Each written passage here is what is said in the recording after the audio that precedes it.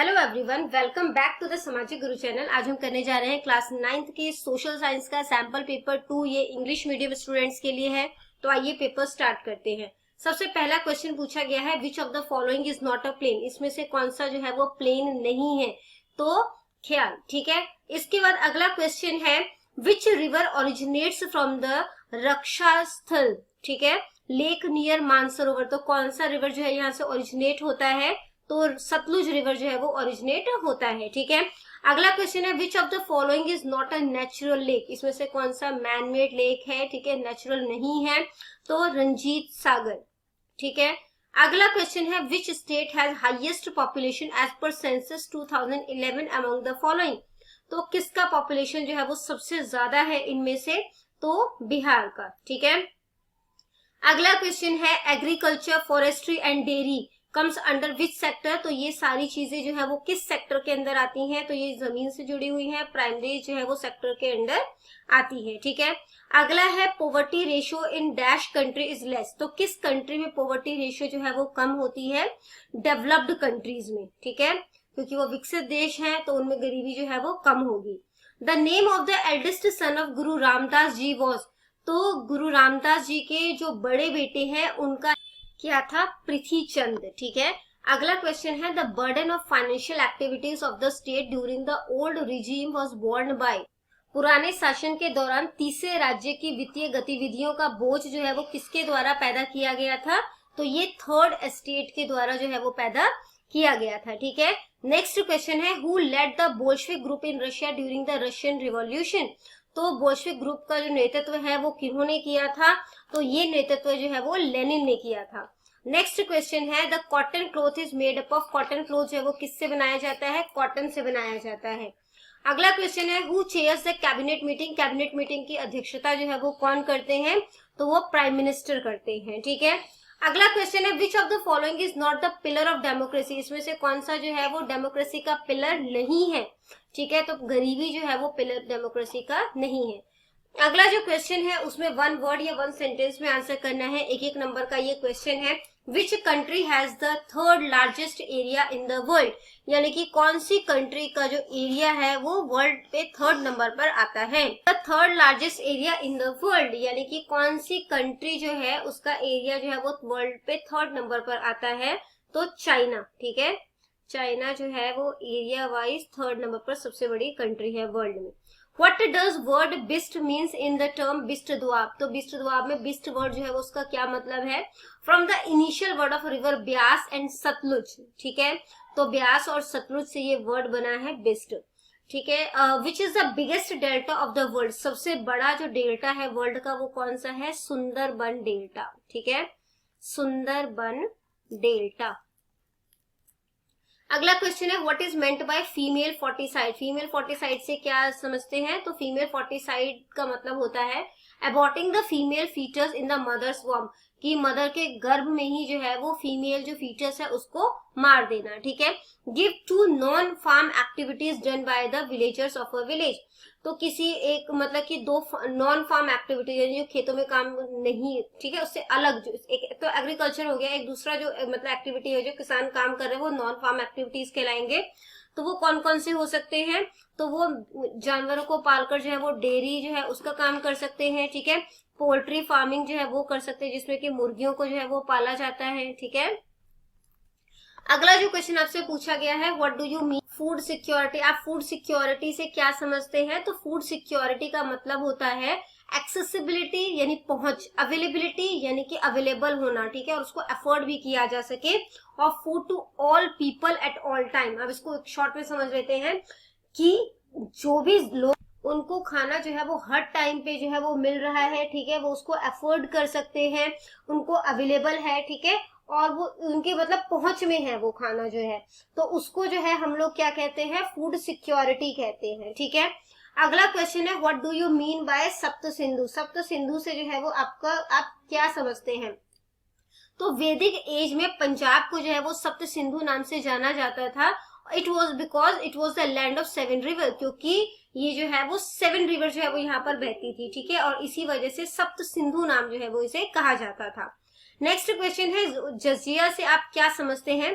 तो जजिया जो है वो एक प्रकार का टैक्स होता था जो कि मुगल रूलर जो है वो कलेक्ट किया करते थे from the non Muslim population, यानी कि जो मुस्लिम नहीं थे उनसे कलेक्ट किया करते थे। It lieu of it rulers took the responsibility of their protection, और ये जो है वो उनकी प्रोटेक्शन की जो है वो मतलब कि कहते थे कि प्रोटेक्शन जो है वो बेसिकली उनको देते थे। ठीक है, अगला क्वेश्चन है which idea became the most powerful force to shape society in the 20th century. तो कौन सा आइडिया जो है वो 20th सोसाइटी को शेप करने के लिए 20th सेंचुरी में जो है वो बहुत ज्यादा पावरफुल जो है वो बनकर आया, तो सोशलिज्म का आइडिया। ठीक है, नेक्स्ट क्वेश्चन है what kind of sheep has the best wool. तो किस तरीके के शीप का जो वूल है वो सबसे अच्छा जो है वो माना जाता है, तो मरीनो शीप का। ठीक है, तो यहाँ पे लिख देती हूँ मैं आपको मरीनो शीप। ठीक है, नेक्स्ट क्वेश्चन है विच form of ruling system is being adopted in majority of the Nations of the world these days. तो आज के दिनों में किस तरीके का जो मतलब रूलिंग सिस्टम है वो ज्यादातर कंट्री जो है वो अपना रही है, डेमोक्रेटिक फॉर्म ऑफ गवर्नमेंट। ठीक है, लोकतंत्र को अपना रहे हैं ज्यादातर country, democratic form of government. Next question है in India which form of the government has been adopted in centre and state. तो किस तरीके की गवर्नमेंट जो है हम लोगों ने अपनाया है सेंटर और स्टेट लेवल पर, तो हम लोगों ने पार्लियामेंट्री फॉर्म ऑफ गवर्नमेंट को अपनाया है। ठीक है, parliamentary form of government. Next जो क्वेश्चन है पार्ट सी का है, 30 to 50 वर्ड्स में है। ठीक है, right a note on the origin of Himalayas. तो हिमालय की जो ओरिजिन है उस पर नोट लिखना है आपने। About 120 million years ago there was a roaring sea called Tethys. ठीक है, तो टेथिस जो है वो एक जो है वो मतलब कि नदी समुद्र जो है वो हुआ करता था, where Himalayan mountains are situated at present, जहां पर आज के टाइम पे हिमालय है। ठीक है, Eurasian landmass was situated toward north of this sea. तो यूरेशिया जो है ठीक है वो इसके नॉर्थ साइड पर होता था टेथिस के। ठीक है, और जो गोंडवाना है वो इसके साउथ साइड पर होता था। With the movement of Gondwana land towards north west the alluvium deposit Tethys got folded and start rising which resulted in the formation of Himalayas.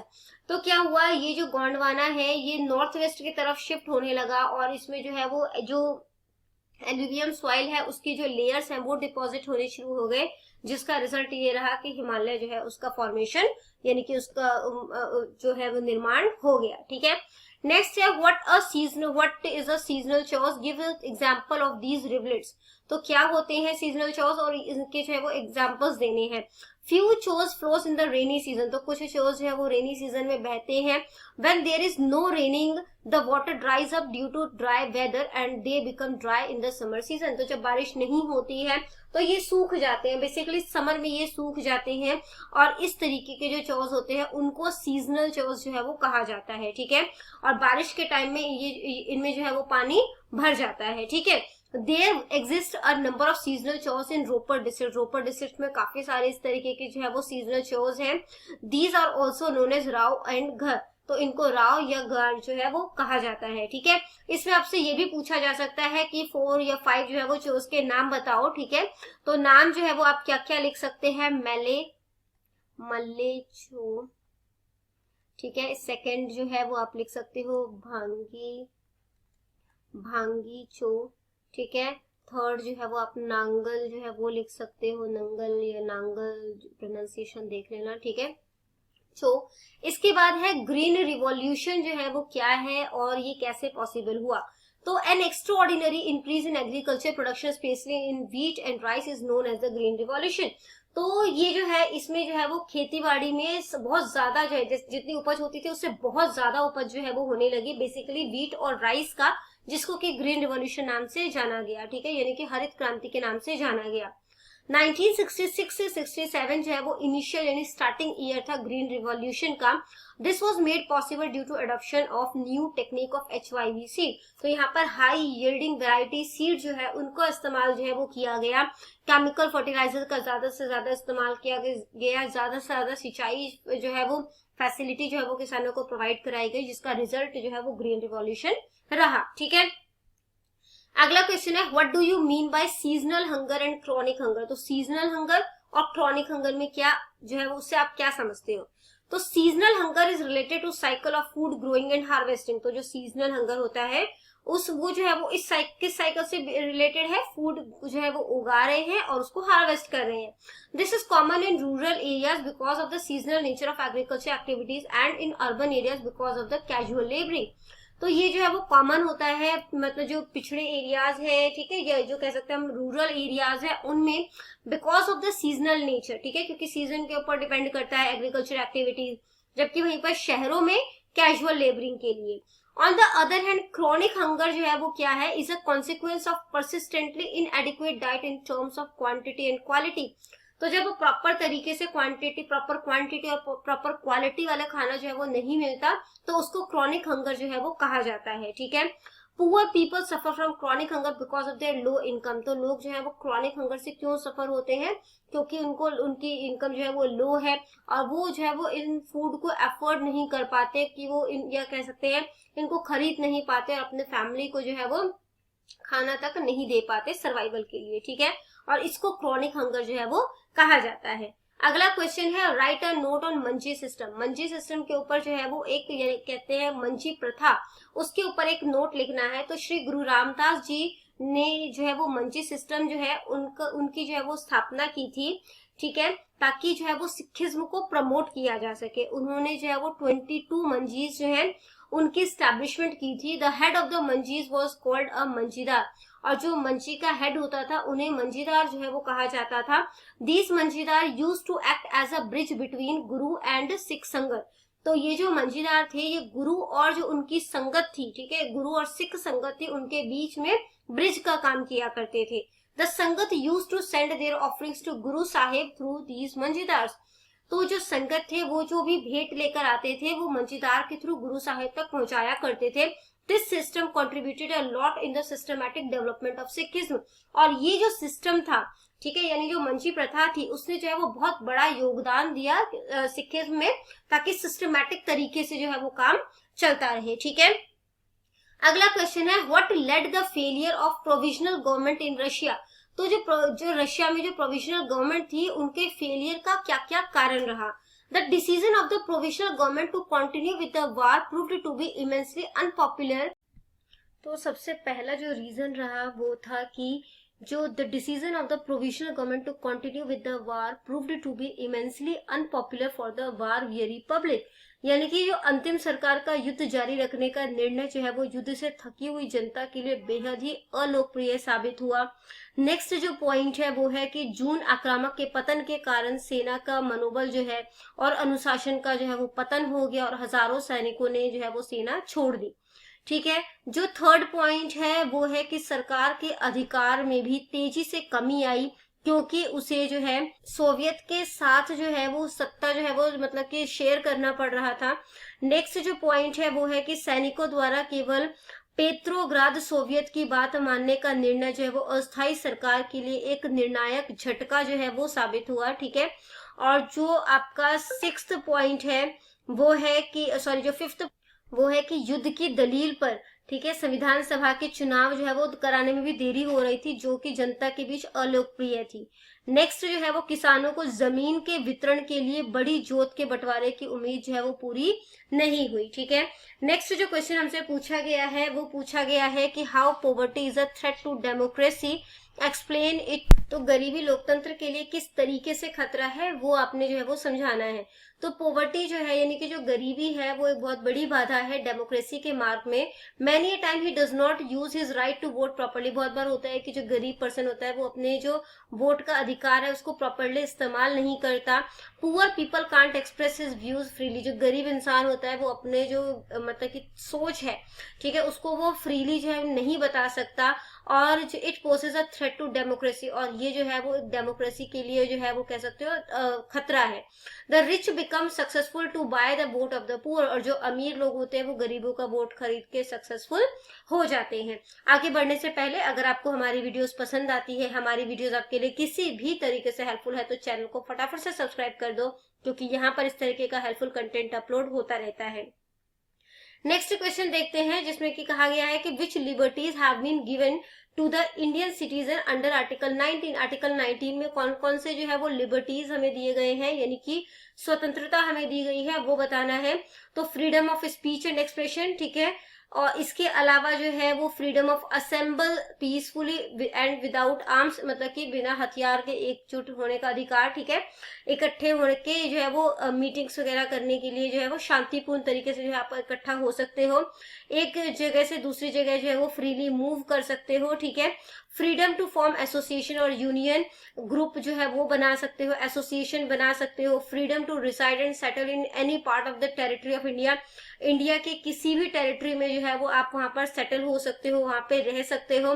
Freedom to practise any profession और carry on any occupation trade, यानी कि किसी भी व्यवसाय को चुनने का जो है वो अधिकार है, ठीक है। पार्ट डी जो है इसमें आपको 80 से 100 वर्ड्स के क्वेश्चन जो है वो पूछे गए हैं। 4 क्वेश्चन को आपने अटेम्प्ट करना है। How natural vegetation is the lungs of a society, यानी जो प्राकृतिक वनस्पति है वो किस तरीके से सोसाइटी के लंग्स की तरह काम करती है। तो forest consumes carbon dioxide and release oxygen which is mandatory for animals and human survival. तो जो जंगल है वो क्या करते हैं, वो कार्बन डाइऑक्साइड को कंज्यूम कर लेते हैं और ऑक्सीजन जो है वो रिलीज करते हैं, ताकि जो एनिमल्स है और इंसान है वो सांस ले सके, ठीक है। इसके अलावा फॉरेस्ट जो है attract animals, give them habitat and food. जो फॉरेस्ट है वो एनिमल्स को जो है वो घर देता है रहने के लिए, खाना देता है खाने के लिए, ठीक है। फॉरेस्ट कंट्रोल सनशाइन, फॉरेस्ट जो है वो सनशाइन को कंट्रोल करता है, साउंड पोल्यूशन को कंट्रोल करता है, और यहाँ तक कि जो विंड की वेलोसिटी है उसको भी कम करने में हेल्प करता है। अगला जो पॉइंट है वो है कि ये अंडरग्राउंड एक्वीफायर की तरह काम करता है, यानी कि पानी को प्योर करने का काम करता है। Forest providers many medicinal plant, दवाइयों के काफी सारे प्लांट्स जो है वो प्रोवाइड करता है। And providers valuable medicine for research purpose by scientist, और काफी सारे जो वैल्यूएबल मेडिसिन के लिए रॉ मटेरियल बेसिकली प्रोवाइड करता है, ठीक है। इसके अलावा जो फॉरेस्ट है वो इन्वायरमेंट को सुंदर बनाता है और हेल्दी बनाता है, और ये सॉइल इरोजन को कंट्रोल करने का काम करता है, बारिश लाने में भी मदद करता है, ठीक है। अगला क्वेश्चन है what are the specific problems adolescents में फेस। तो एक किशोरावस्था जो है वो कौन कौन सी जो है वो परेशानियों का सामना कर सकते हैं उसके बारे में आपने बताना है। तो adolescence is a traditional stage of physical and psychological development that generally occurs during the period from puberty to legal adulthood, ठीक है। तो बेसिकली हम लोग कह सकते हैं कि जो 13 एज से लेकर जो 18 ईयर्स तक का जो एज है वो सब एडोलेसेंस यानी कि किशोरावस्था की एज होती है। It is usually associated with the teen age years, तो ये बेसिकली जो है वो टीन एज ईयर्स के साथ जुड़ी हुई है, ठीक है। जैसे 13 में टीन बोलते हैं ना हम लोग। फिर adolescence in India are facing a lot of problem, तो आज की जो इंडिया में जो किशोरावस्था है, ठीक है, जो एडोलेसेंस है वो जो है वो काफी जो है वो परेशानियों का सामना कर रहे हैं, जैसे कि माल नरिशमेंट, ठीक है, प्रॉपर जो है वो खाना जो है प्रॉपर न्यूट्रिशन नहीं है, एनीमिया, खून की कमी है, चाइल्ड मैरिज, बाल विवाह, चाइल्ड लेबर, जो बच्चों से मजदूरी करवाई जाती है, स्कूल ड्रॉप आउट, बच्चे जो है वो प्रॉपर स्कूलिंग नहीं करते, स्कूल छोड़ देते हैं बीच में किसी भी रीजन की वजह से। फिर ड्रग एडिक्शन हो सकता है, वायलेंट बिहेवियर, डिप्रेशन और सुसाइडल टेंडेंसीज होती है, ठीक है, मतलब कि हिंसक जो है वो उनका बिहेवियर हो जाता है, डिप्रेशन में चले जाते हैं, यहाँ तक कि जो सुसाइड के केसेस बढ़ते जा रहे हैं एडोलेसेंस में यानी कि किशोरावस्था में, वो भी इनका प्रॉब्लम है, ठीक है। अगला जो क्वेश्चन है वो है कि इकोनॉमिक एक्टिविटी और नॉन इकोनॉमिक एक्टिविटी में आपने डिफरेंस जो है वो बताना है। तो जो इकोनॉमिक एक्टिविटी होता है बेसिकली वो पैसे से रिलेटेड होता है और ये पैसा कमाने के लिए किया जाता है, ठीक है। इससे हमारा नेशनल इनकम जो होता है उसमें वैल्यू जनरेट होती है, वैल्यू बढ़ जाती है उसकी, और इकोनॉमिक एक्टिविटीज में सामान जो है उसका फ्लो या सर्विस का फ्लो जो है वो होता है, ठीक है। जो नॉन इकोनॉमिक एक्टिविटीज है, ये जो एक्टिविटी होता है ये जो है कोई किसी तरीके का इनकम जो है वो बदले में नहीं देता, ठीक है। जो नॉन इकोनॉमिक एक्टिविटीज होता है वो अब इनकम नहीं दे रहा तो नेशनल इनकम में कोई भी वैल्यू ऐड नहीं करेगा और इसमें किसी भी तरीके का सामान या सर्विस जो है वो फ्लो नहीं करेगा। एक एग्जांपल लेते हैं, जैसे कि अगर कोई टीचर है, ठीक है, अगर वो अपने बच्चों को पढ़ा रही है तो बच्चे जो उसके अपने बच्चे हैं वो उन्हें फीस नहीं देंगे, ठीक है, तो वो क्या हो गया, नॉन इकोनॉमिक एक्टिविटीज। जबकि जो दूसरे स्टूडेंट हैं जिनको वो पढ़ा रहे हैं तो वो उनको फीस देते हैं, ठीक है, या उनको जो है वो सैलरी मिल रही है, तो ये जो है वो क्या हो गया, इकोनॉमिक एक्टिविटी हो गई, ठीक है। अगला क्वेश्चन है differentiate between relative and absolute poverty. तो रिलेटिव और एब्सोल्यूट पॉवर्टी जो है उसमें अंतर बताना है आप।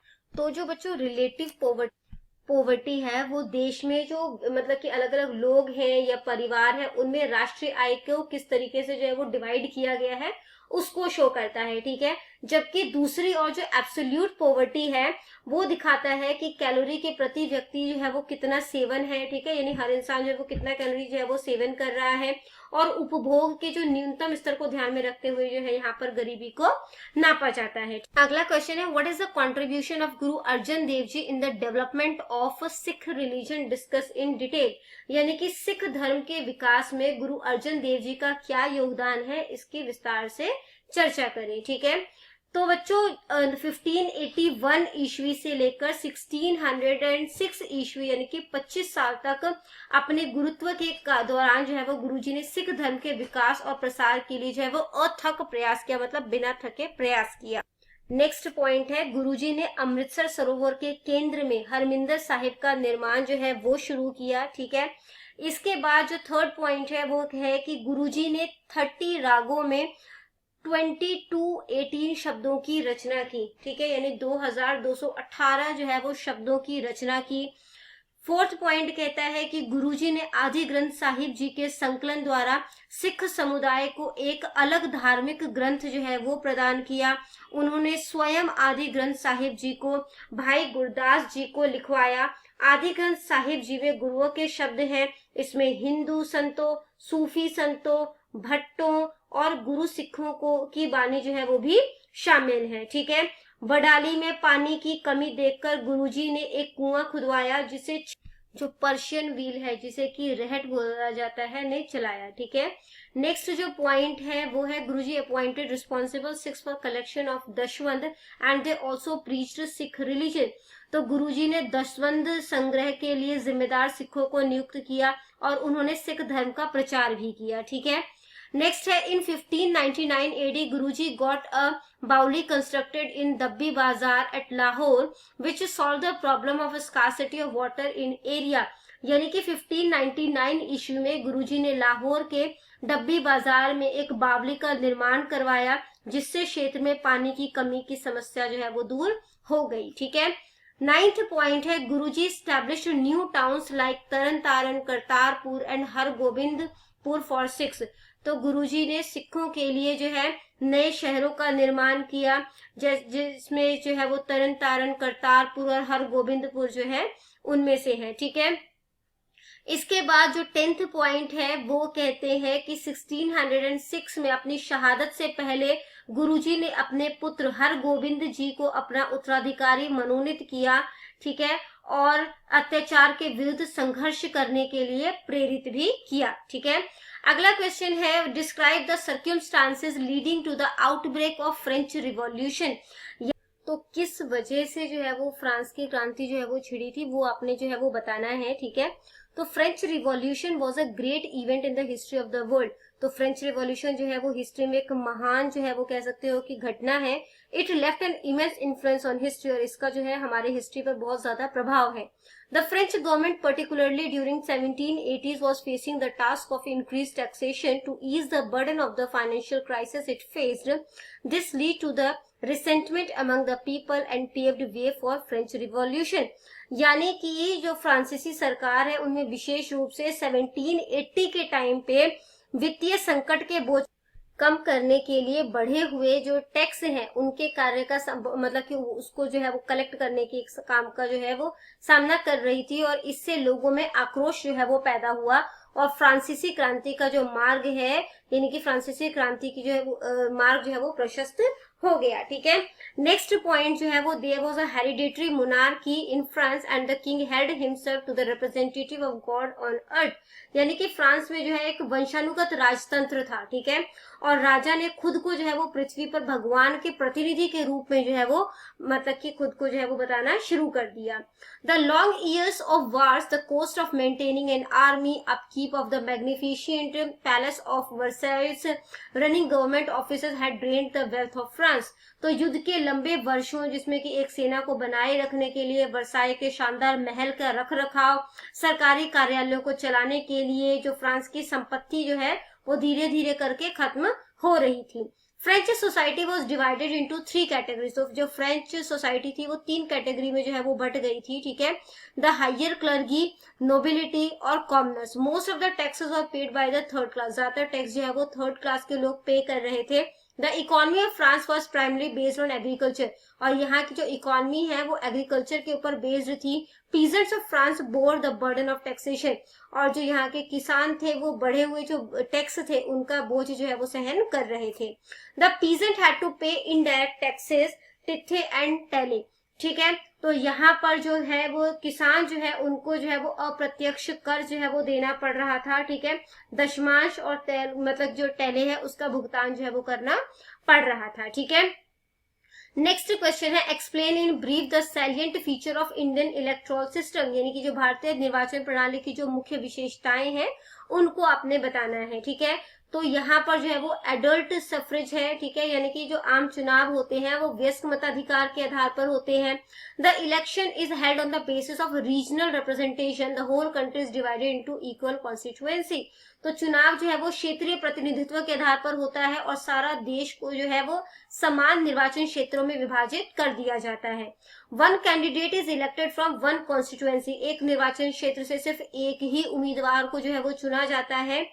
इन order to win the election one has to get simple majority. तो चुनाव जीतने के लिए साधारण बहुमत जो है वो उन्हें जो है वो चाहिए।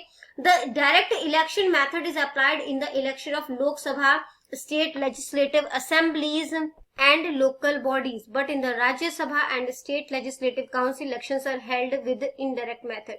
तो जो लोकसभा है, स्टेट लेजिस्लेटिव असेंबली है, लोकल बॉडीज है, यहाँ पे डायरेक्ट इलेक्शन मेथड होता है, ठीक है। वहीं पर जो स्टेट लेजिस्लेटिव काउंसिल है, राज्यसभा है, यहाँ पे इनडायरेक्ट मेथड का इस्तेमाल किया जाता है। There is a provision of reservation for the people of schedule caste and schedule tribe.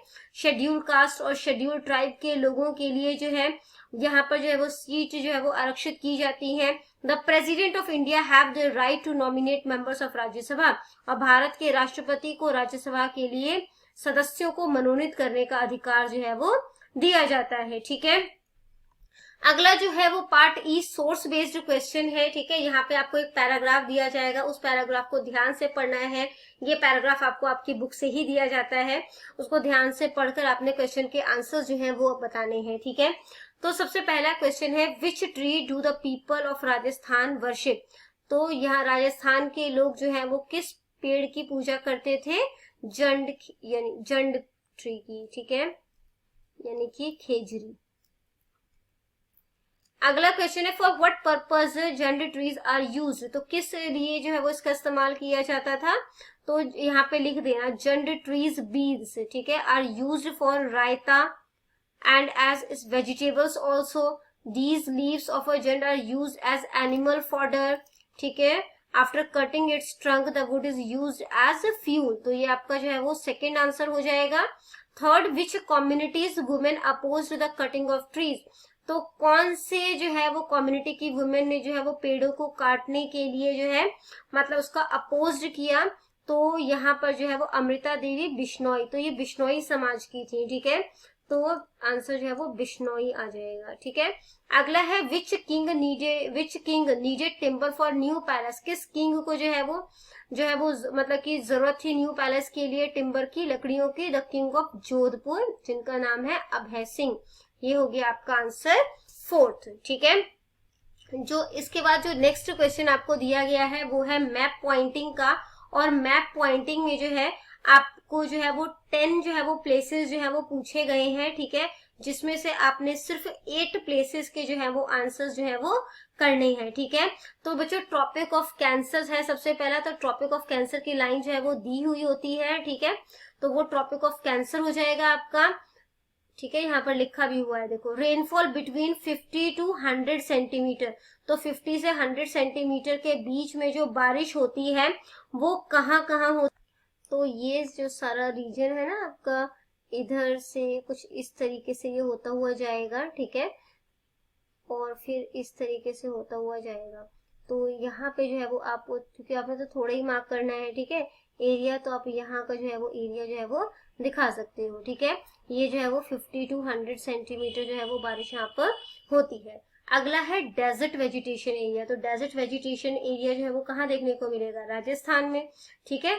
तो यहाँ पे जो गुजरात का यहाँ से लेकर जो यहाँ तक का जो एरिया है आपका, ये डेजर्ट वेजिटेशन एरिया है, ठीक है, डेजर्ट वेजिटेशन एरिया। उस नेक्स्ट हमसे पूछा गया है काजीरंगा नेशनल पार्क। तो काजीरंगा नेशनल पार्क जो है वो आपको यहाँ पर जो है वो देखने को मिलेगा, ठीक है। यहाँ पे जो है वो काजीरंगा नेशनल पार्क है, काजीरंगा नेशनल पार्क, ठीक है। और नेक्स्ट बोला है कान्हा नेशनल पार्क। तो कान्हा नेशनल पार्क जो है वो आपको जो है वो मध्य प्रदेश में जो है वो देखने को मिलेगा यहाँ पर, ठीक है। ये है आपका कान्हा नेशनल पार्क, ठीक है। नेक्स्ट हमसे बोला गया है स्टेट विद लीस्ट पॉपुलेशन। तो सबसे कम पॉपुलेशन जो है वो हमें सिक्किम में देखने को मिलेगा, ठीक है, यहाँ पर। तो ये सिक्किम जो है इसका आंसर होगा, ठीक है। और union territory with least population, तो यूनियन टेरिटरी जो हमें कम देखने को मिलेगा वो लक्षद्वीप में मिलेगा, ठीक है।